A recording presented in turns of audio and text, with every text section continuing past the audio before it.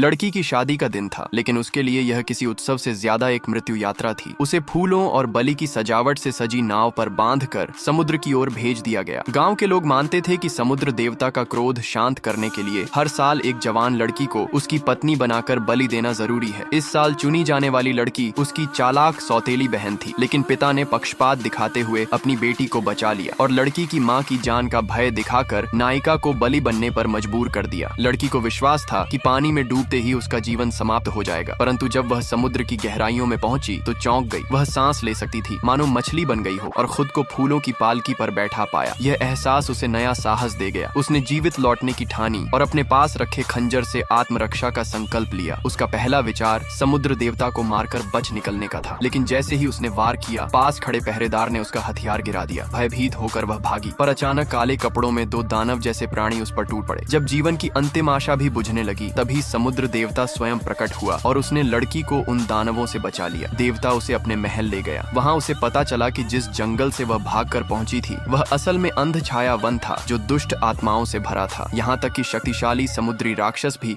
उसमें प्रवेश कर जीवित नहीं लौटे। इसी बीच लड़की ने अपनी कहानी और सौतेली बहन की साजिश बताई। उसने दया की याचना की, लेकिन समुद्र देवता ने स्पष्ट किया कि यदि उस रात उनका मिलन न हुआ तो वह स्वयं भी मर जाएगी। देवता ने मात्र एक इशारे से उसके वस्त्र गिरा दिए, पर जब लड़की ने विरोध किया तो उसने उसे छोड़ दिया। उसने स्वयं आग समान पीड़ा सहना स्वीकार किया, पर उसे जबरन नहीं छुआ। यह देखकर लड़की के भीतर करुणा जागी। उसने अपना खंजर निकाला और देवता को बताया कि उसका रक्त जीवन बचा सकता है। उसने अपनी गर्दन पर हल्की चोट की और देवता ने उसका रक्त ग्रहण किया। चमत्कारिक रूप से उसके भीतर की पीड़ा शांत हो गई। लड़की का रक्त संसार की सबसे दुर्लभ औषधि था। कोई भी जीव जब तक पूरी तरह मरा न हो, उसके रक्त से बच सकता था। पिता का दर्द मिटने के बाद वह जाने लगा, लेकिन उसके अनुचर चिंतित थे कि देवता ने अभी तक कन्या से विवाह संस्कार पूरा नहीं किया। देवता ने दृढ़ता से मना किया और कहा कि उसे कोई मजबूर नहीं कर सकता। अनुचर फिर लड़की के पास पहुंचे। उन्होंने बताया कि अब तक जितनी भी लड़कियां बलि बनकर आईं, देवता ने कभी उन्हें बाध्य नहीं किया। असल में वे सभी भागकर अंधछाया वन में मारी गईं। मनुष्यों के लिए उस वन को पार करना असंभव था जब तक कि उनके पास समुद्र देवता की समुद्र दान औषधि न हो। यही एकमात्र तरीका था घर लौटने का। लड़की को उपाय मिल गया। उसने निश्चय किया कि यदि वह देवता से मिलन करे और बदले में घर लौटने का वादा ले ले तो उसकी मुक्ति संभव होगी। वह देवता के पास पहुंची और प्रस्ताव रखा कि हर बार जब शाप उसे पीड़ा देगा, वह उसकी सेवा करेगी, लेकिन उसने शर्त जोड़ी